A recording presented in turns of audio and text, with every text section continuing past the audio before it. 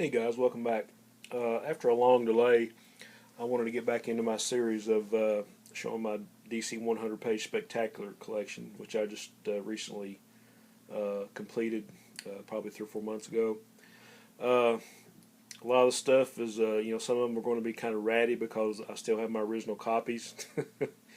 And I'm not sure if I've still got them lined up this way, but it should be pretty close to around the month that they originally came out, as far as when they were on the stands. And these are all like from 74 and 75. First thing, first one you see here, you can tell it's an original because this is one of the books that I love to death. This is actually Flash number 232, and the lead story also guest starred Kid Flash, Wally West. This is my upgraded copy. The lead feature was a story called Death Rattle of the 12-Hour Man, and it was one of those things where some aliens come down and they had a grudge against the Flash, and they brought down a baby that was engineered to grow to adulthood within 12 hours, and if they didn't catch him, of course he was imbued with super speed. If they didn't catch him, then the bomb that he was going to destroy the world. So anyway, just your basic little plot device there for the Flash. Like I say, these always had great reprints in the back. You have a Silver Age Flash and Green Lantern team up, I think by Gil Kane. You have some Golden Age Flash and Golden Age Johnny Quick, probably by Infantino and maybe Jack Kirby on the Johnny Quick one, I'm not sure. But some good stuff. Okay, and this is my copy of Justice League of America 115, another one that I love to death. I had to retape some pages back on it.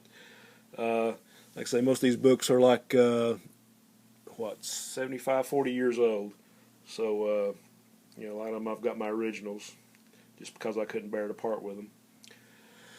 And more of the same. Got a great Nick Carty cover. This one guest stars Martian Manhunter, because years before that he had actually quit the Justice League, and they're fighting a villain called the Last Angry God. Got a Silver Age JLE reprint. I think that's maybe Justice League 15 or 20, I'm not sure. And you have a Golden Age Justice Society reprint going against the evil star over Hollywood. So lots of great stuff there.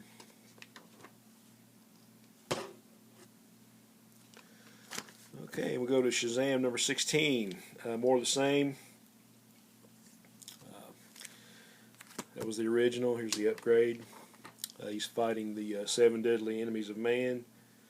I like the way on the top they put Meet TV's newest superstar. Same thing when the ISIS series came out and the Super Friends.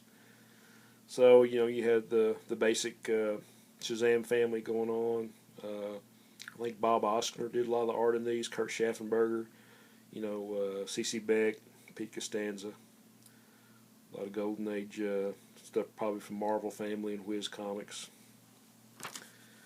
And this is Unexpected 161, which I do need to upgrade because it's a pretty ratty shape. I love these horror books from DC. I think it's another Nick Carty cover. What was cool about these books, they had a lot of the talent that DC brought in from the Philippines. I mean, you had guys like Alex Nino and Alfredo Alcala, Nestor Redondo, Rubini. There was just probably a dozen of these guys that pumped this stuff out, and it was great.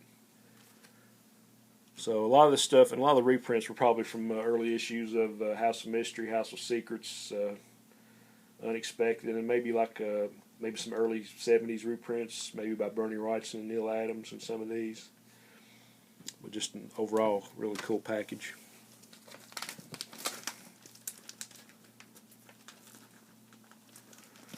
Okay. First one we have is World's Finest 227. Superman, Batman team up with Deadman. Might have some Silver Age, World's Finest. Also, you have the little features down here, DC Heroes from comic pages to motion pictures. Rip Hunter the Time Master at the bottom, and a Vigilante reprint. Number 227. There's the upgrade. And anybody's watched videos of people showing these, that they're really hard to find, or the spines are perfect. I mean, there's always going to be some kind of little crimp in them, like you see there. So if you find one that's perfectly squared, which that's not, it's got a little chunk out of the bottom too. I mean, good luck. And which I know romance are some favorites of some of my buddies on here, so I'm not going to spend too much time. Young Romance 203, basically your Harlequin romance in comic form. It is a nice copy though. I like the covers. Okay, another one I love to death, Batman 261. New Batman Thriller Mystery That Never Was. Batman and Robin fighting Blockbuster. Has some Golden Age Robin and Batman stories. I think a lot of the Batman stuff around this time was drawn by Irv Novick, who I think at the same time was doing a lot of the Flash stories for DC, and he really doesn't get enough credit because he did some great Batman stories. Again, this is a Nick Cardy cover. Here's my upgrade, which needs to be upgraded.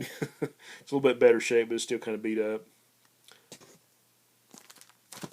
Okay, Detective Comics 445. I think this was almost part of the Bat Murder serial that was going on through Detective Comics at the time. I think it started like issue 444 and went through like 448 maybe, 449, I'm not sure. But you got a great Jim Aparo cover. And then you got some great reprints at the bottom. I think some of the Robin features might have been new. I think a couple of the Robin stories in the back were actually new stories drawn by Mike Grell.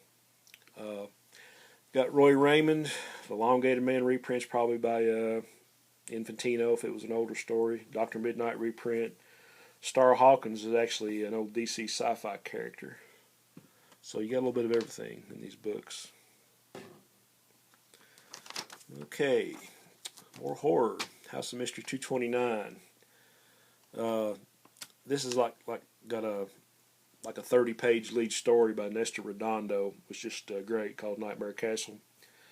And then you got like 6 more reprints, pretty much the same stuff. Old House of Mystery, House of Secrets, unexpected reprints, and like I say, sometimes you get a little reprint gem from the early 70s by Neil Adams or Bernie Wrightson or one of those guys.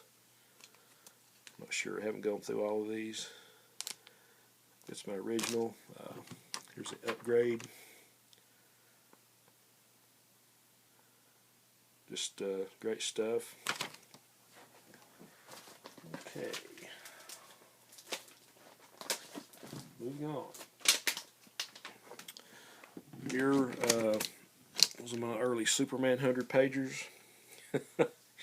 Yeah, this one was beat to death. I think my dad and my sister and maybe my mom wrote their name on this one. Like I say, no cover. It's been taped up. Read quite a bit. Here's the upgrade. Superman 284. Superman battles Superboy. And actually, this is a really cool story.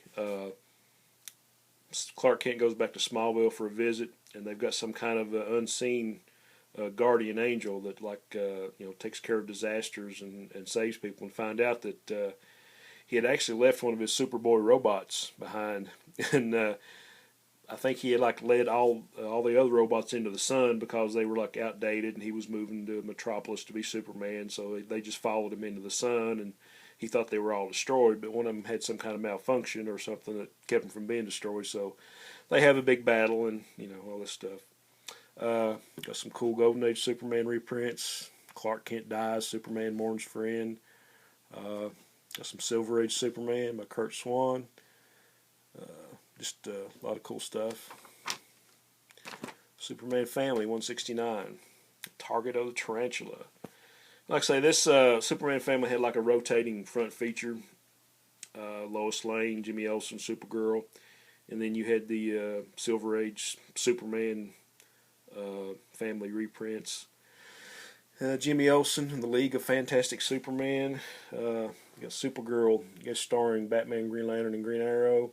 Got a Bizarro story, Crypto, and Paul Kent gained superpowers. Looks like kind of beat up. Got the upgrade. Okay, this one I'm thinking was Tarzan 235. You can tell Joe Kubert art. And here's the upgrade. Another great Kubert cover. Got some Detective Chimp going on in there. Tarzan's movie mate. Mahaga, whatever that was, I'm not sure.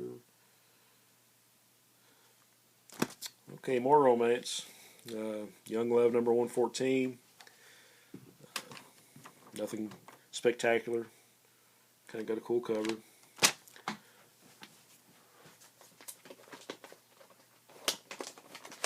Alright.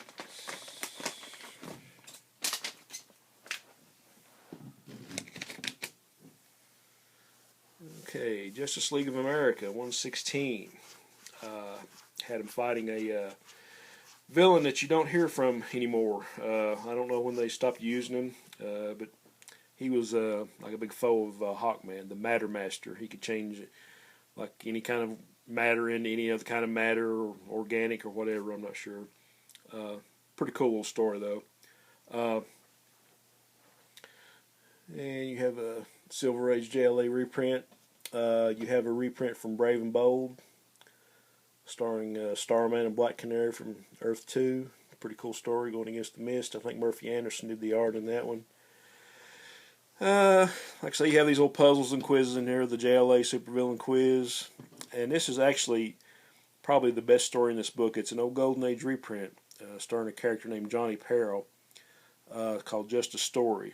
And I'm not really going to go into what the story's about, but anybody that's interested in that this is one of the great stories from the Golden Age. It's not really a superhero story or anything like that, but it's just a really good read. Like I say, this one was well loved. Here's the upgrade. Haven't got to upgrade all of them. It's going to take a while. I mean, a lot of them I'm not really worried about upgrading, but some of them I am.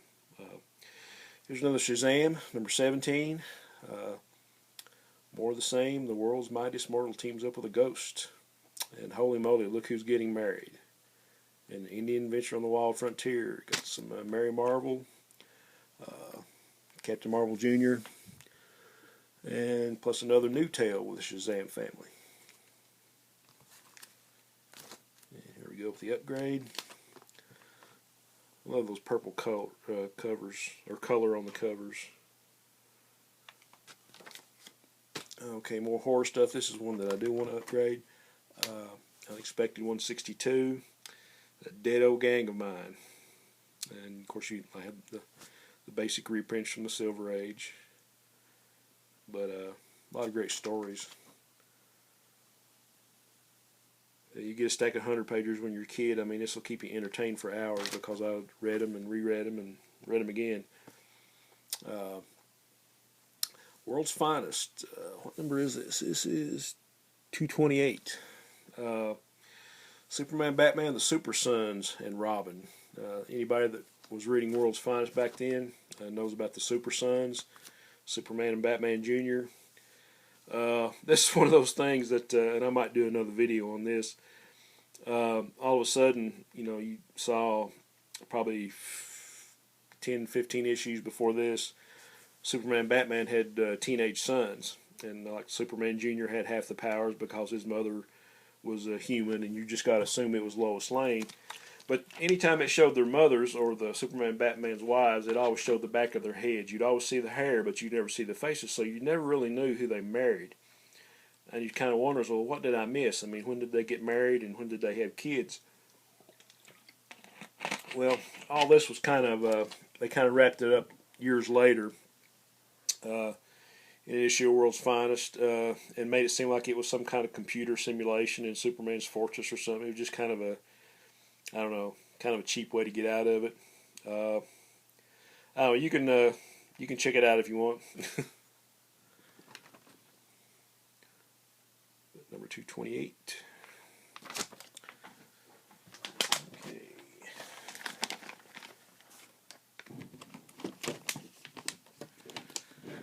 I'll hold that one up so I don't slide. Your Young Romance 204. Nothing remarkable other than they're hard to find. And it's just it's pretty obvious the reason. I mean, they didn't. The print run on these were a whole lot smaller than the superhero and the adventure stuff, just because then the only people that were reading Young Romance were young girls or teenage girls. So it's just kind of the scarcity of them. Okay, Batman. I think I got most of my Brave and Bolds like in one stack. I'm not sure why. But here's Brave and Bold 113, lead story Batman the Middleman, Jim Aparo art. You got some Joe Kubert Hawkman reprints, probably also Kubert on the Viking Prince, some Silver Age Green Arrow, and you got Challengers of the Unknown reprint. So pretty nice looking book. Okay, number 114, Team with Aquaman. I don't know what that tape's doing on there. I hate tape. But Brave and Bold 114, this is pretty beat up. Batman and Aquaman by Jim Aparo, and I loved Aparo's run on Aquaman too. Okay, and you have one of the early Brave and Bold team-ups reprinted here. Green Arrow, Martian Manhunter. An early Teen Titans reprint. And then you got an Aquaman solo story. That one's a little beat up. Might try to upgrade that one. Brave and Bold 115. Batman and the Atom. More Jim Aparo on the cover and the feature. Challengers of the Unknown. And then you have a really cool Dr. Fate and Hourman reprint. I think this might have been from Showcase. I think it was Murphy Anderson art going against Solomon Grundy. More Viking Prince by Kubert, no doubt. There's the, I don't know if that's an upgrade or not. It's kind of chewed up too, but I got 2 copies of it anyway. Okay, 117. One of my all-time favorite Brave and Bold stories, Batman and Sergeant Rock. Nightmare Without End.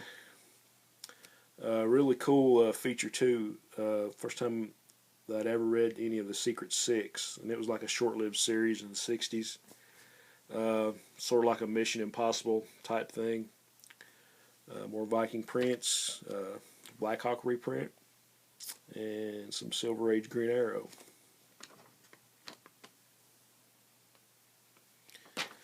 Okay, another favorite story, Brave and Bold 116, Batman and the Spectre, Grasp of the Killer Cult.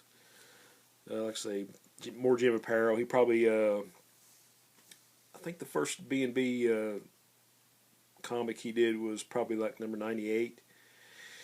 And probably except for maybe a few scattered issues, he did every issue between 98 and 200 when they ended the series.